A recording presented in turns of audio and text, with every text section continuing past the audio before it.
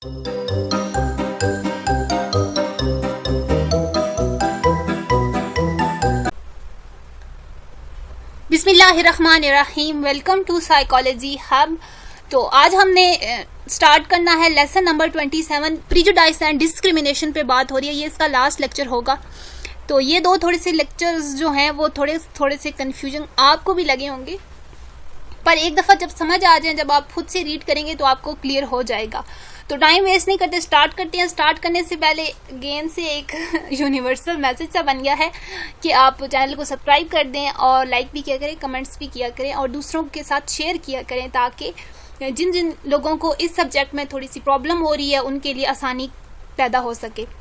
Reduce प्रिजुडाइसिंग and discrimination पे हम बात कर रहे थे कि कैसे कैसे कर सकते हैं। इस लेक्चर में हमने सबसे पहले तो एक कंटेंट हाइपोथेसिस देखना है। ये थोड़ा डिटेल में हमने देखना है, इसलिए आपने इसको स्टार्टिंग से ही ध्यान से सुनना है। उसके बाद रीकैटेगराइजेशन के, किसी भी सोसाइटी में कैटेगराइजेशन करके हम प्रिजुडाइस को कैसे रिड्यूस कर सकते हैं। देन सब types of individuals and individual uniqueness क्या होती है, जी हम देखेंगे। सबसे पहले हम देखते हैं कॉन्टैक्ट हाइपोथेसिस। ये क्या कहता है कि अब अगर किसी सोसाइटी के सोशल ग्रुप्स के दरमियान हम एक अच्छा कांटेक्ट हो, मतलब वो एक दूसरे के साथ अच्छा बिहेव करें अंडर अप्रोप्रिएट कंडीशन, तो ये चीज़ डिस्क्रिमिनेशन और इंटर ग्रुप बायसनेस, यानी कि जो कि ग्रुप्स के दरमियान थोड़ी सी आ जाती है। बायसनेस ये होती है कि आप एक तरफा सोचना स्टार्ट कर देते हैं, इसको रिड्यूस करने में हेल्पफुल होता है। बेनिफिट्स ऑफ कॉन्टैक्ट क्या कौन कौन से हैं? Participant divide into two team. ये राइट एट अल ने 1997 में एक एक्सपेरिमेंट किया था इस चीज़ को स्टडी करने के लिए, कि कॉन्टैक्ट हाइपोथेसिस को स्टडी करने के लिए बेसिकली। तो क्या था, उसने क्या किया था, participant divided into two teams compete against each other. One person from each team participated in an exercise to promote friendship with one member to the opposing team. एक जो मेंबर था उसको दूसरे मेंबर के साथ फ्रेंडशिप करनी थी, और यहाँ पे इन्होंने कुछ इमेजिनरी पैसे भी रखे हुए थे कि हम आपको पैसे भी देंगे। Condition necessary for contact to reduce inter group biasness कौन कौन सी थी? Mere contact between group will not necessarily reduce prejudice, it actually require manipulating of a lot of situational variables. 30 year after Albert contact hypothesis, 30 year के बाद ये नतीजा निकाला गया कि contact is not enough, it should be pleasant, sustained and cooperative then competitive. ये जो है ये कंडीशन है जो हमने कॉन्टैक्ट हाइपोथेसिस में पढ़ा था, कि ये हमने पढ़ के आए हैं अभी ये contact between members of different social group under appropriate condition. तो कौन कौन सी कंडीशन 30 ईयर के बाद ये आई कि जो हमारा कॉन्टैक्ट है वो प्लेजेंट होना चाहिए, सस्टेन्ड होना चाहिए, यानी कि उसमें ठहराव होना चाहिए, एंड कोऑपरेटिव होना चाहिए। कम्पिटिटिव और कोऑपरेटिव में फ़र्क होता है। The following conditions need to be fulfilled for contact to be effective for reducing prejudice and discriminations. Social norms favoring equality must be in place. They must be sustained. Close contact. अच्छा, social norms कौन कौन सी होती हैं? कि एक social norms ऐसी condition होती है जो कि एक सोसाइटी को बेटर वे में चलाने के लिए बनाई जाती हैं। ये गवर्नमेंट की तरफ से बनाई जाती हैं, पुलिस की तरफ से बनाई जाती हैं, और फिर इम्प्लीमेंट करने के लिए यहाँ पुलिस रोल प्ले करती है। जैसे कि हमारे स्कूल्स में भी कुछ कंडीशंस हुआ करती थी, ये उनकी बात कर रहे हैं। ये the social condition should all promote equality. ये सब क्यों बनाए जाते थे? कि हमें इक्वालिटी हो। जब अगर ट्रैफिक रूल्स बने हुए हैं तो वो इसलिए बने हुए हैं कि इक्वालिटी, सोसाइटी में इक्वालिटी को डिवेल्प किया जा सके। Social norms have a significant impact on determining people's intentions. It is where political and authority figure or group leader can play an important role. If they publicly state support for equality, others are likely to follow that lead. अच्छा, यहाँ ये बात कर रहे हैं कि जब जो ग्रुप, एक सोशल ग्रुप या एक सोसाइटी के जो अथॉरिटेरियन पर्सनैलिटीज़ होती हैं, अगर वो भी इक्वालिटी को प्रोमोट करेंगी, वो भी ऐसी सोशल नॉर्म्स को फॉलो करेंगी, तो लोग उनकी फिर पैरवी करते हैं और इस तरह सोसाइटी बेटर वे में रन होती है। कॉग्निटिव डिसोनेंस क्या थी? When attitudes are not in line with behavior, this cause an unpleasant internal state. इसको कहते हैं कॉग्निटिव डिसोनेंस। डिसोनेंस होती है आपके अंदर एक कॉन्फ्लिक्ट आ जाता है। जब आपका एटीट्यूड और आपका जो बिहेवियर है वो एक लाइन पर नहीं चल रहे होते, तो वो आपके अंदर इंटरनल अनप्लेजेंट सिचुएशन काज करता है, जिससे आप खुद सेटिस्फाई नहीं होते। जब तो वो कॉग्निटिव डिसोनेंस कर देता है। कॉग्निटिव या कॉग्निशन से निकला है जो कि है थिंकिंग एंड परसेप्शन। आपकी अपनी जो सेल्फ फुलफिलमेंट्स नहीं होती जिसकी वजह से कॉग्निटिव डिसोनेंस होती है। So people are motivated to avoid this dissonance, so people are likely to change their attitude to be in line with behaviour. तो फिर लोग नहीं पसंद करते डिसोनेंस को, कॉन्फ्लिक्ट्स को। इस तरह फिर लोग अपने एटीट्यूड को अपने बिहेवियर के साथ लेकर चलते हैं ताकि सेल्फ फुलफिलमेंट भी हो सके। यहाँ आगे ये जो है सस्टेन्ड क्लोज कॉन्टैक्ट, ये यहाँ पे इन्होंने कुछ रिसर्च दी हुई हैं, हम पढ़ लेते हैं एक दो।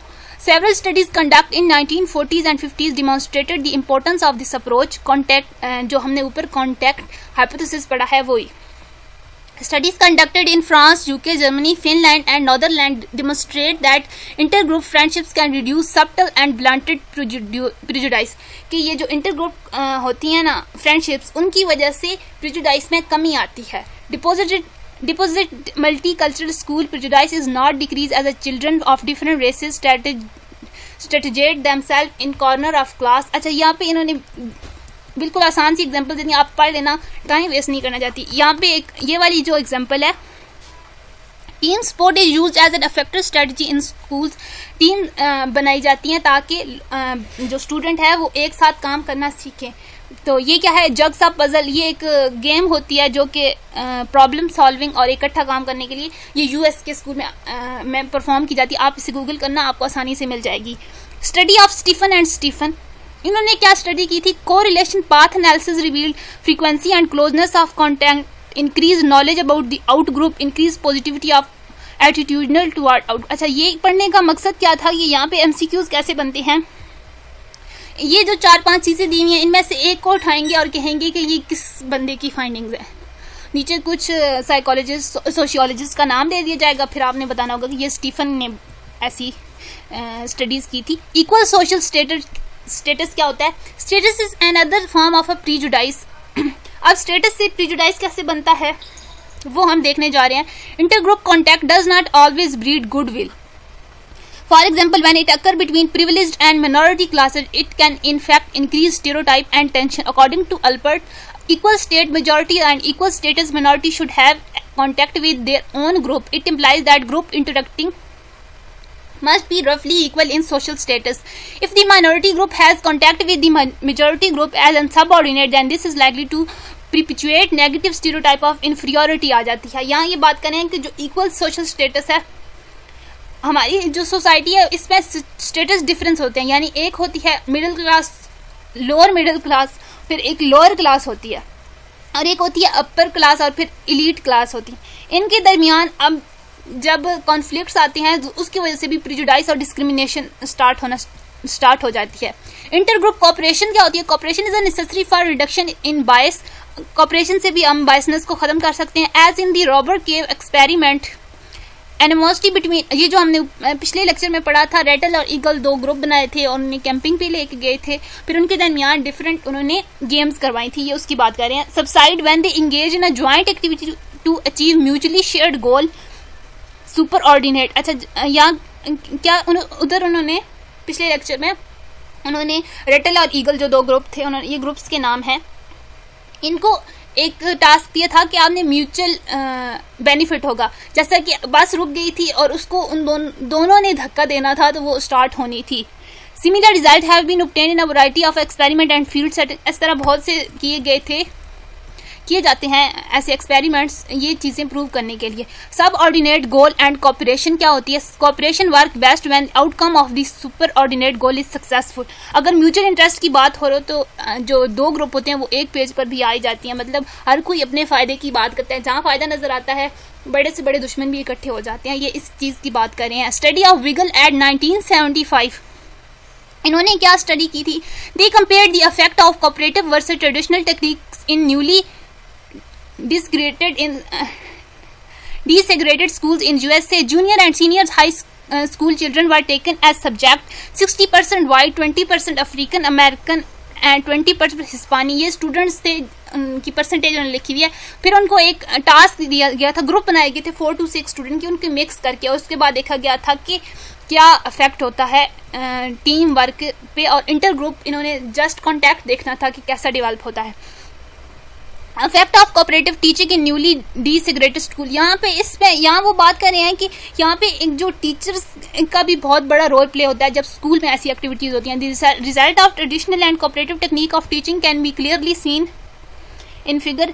यहाँ पे उन्होंने ये जो फिगर है यहाँ उन्होंने बताया हुआ है कि ट्रेडिशनल टीचिंग स्किल्स क्या थी और फिर कोऑपरेटिव टीचिंग स्किल्स में क्या चीज़ होती है। कॉन्फ्लिक्ट्स इधर देखें, green conflicts and helping behaviour जो स्टूडेंट में डेवलप होता है वो येलो है। ट्रेडिशनल जो टीचिंग स्ट्रेटजीज थी उनसे देखें कॉन्फ्लिक्ट्स की का जो बार ग्राफ या उन्होंने बनाया हुआ है ये कितना हाई जा रहा है और यहाँ पे कॉन्फ्लिक्ट्स कम हो जाते हैं। ये इसी चीज़ की बात करें जस्ट समझा रहे हैं आपको। आगे चलते हैं, कैटेगराइजेशन की बात करें हम, नहीं ऊपर वाला रह गया थोड़ा सा। Problem with contact hypothesis. अब कौन कौन सी प्रॉब्लम अराइज हो सकती हैं।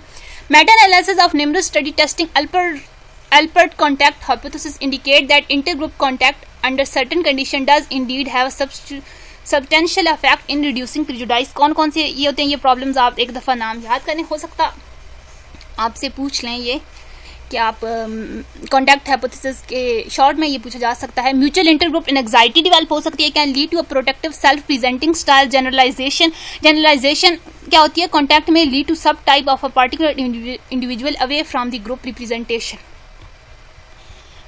यानी कि बाइस्ड डिसीजन लेना उसको जनरलाइजेशन कहते हैं। Contact will only reduce bias if the individual are highly typical member who can't be sub type away from a group. So easily contact hypothesis overly complex, इतना इंपॉर्टेंट नहीं है ये, वैसे एक दफ़ा पढ़ लें हो सकता आ भी जाए।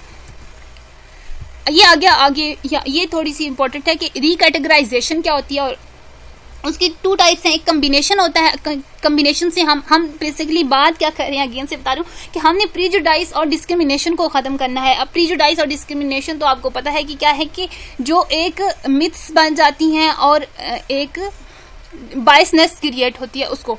कम्बिनेशन क्या होते हैं, हम कम्बिनेशन कैसे बना सकते हैं। इस पैराग्राफ में ये लिखा हुआ है कि जैसे ब्लैक और वाइट बने हुए हैं अमेरिकन में, अगर ब्लैक और वाइट इकट्ठे शादी कर लें तो उनके बच्चे होंगे ब्राउन कलर में, तो फिर ऐसे भी वो एक जो रेशियल डिस्क्रिमिनेशन होती है इसको हम ख़त्म कर सकते हैं। इसके अलावा पाकिस्तान की अगर बात की जाए तो यहाँ पे ज़ात और बरादरी सिस्टम चल रहा है।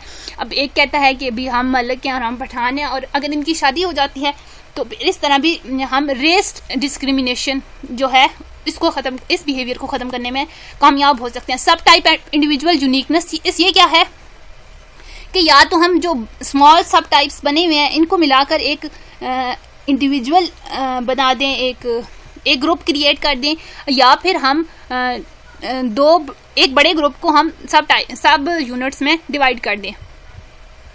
सब type and individual uniqueness, we might try to break the existence category into a smaller subtype or further divide the subtype into a unit so small that each individual is regarded as unique।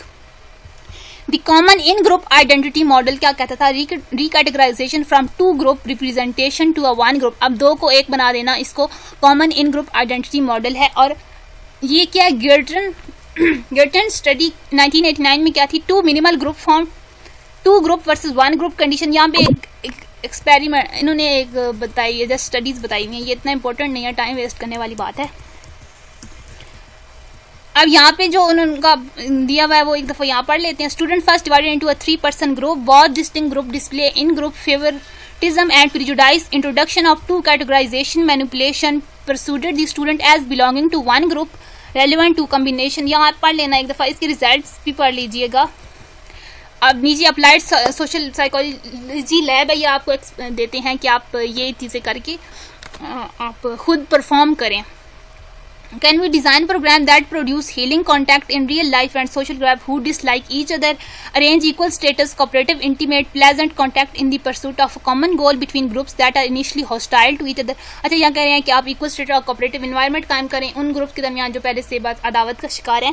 Common group identity to workplace should be promoted rather than segregation। Media and government support of promoting equality is highly essential। यहाँ पे इन्होंने examples दी हैं कि किस तरह से हम applied social psychology lab क्या कहती है कि कैसे मीडिया कैसे सपोर्ट कर सकता है और गवर्नमेंट ऐसे रूल्स बनाए कि इक्वालिटी डेवलप हो। होप सो आपको समझ आ गया, मैं इससे ज़्यादा आसान नहीं कर सकती थी। तो नेक्स्ट लेक्चर में मिलते हैं, आगे वाले लेक्चर इंशाल्लाह आसान होंगे, ये वाले थोड़े से कंफ्यूजिंग थे।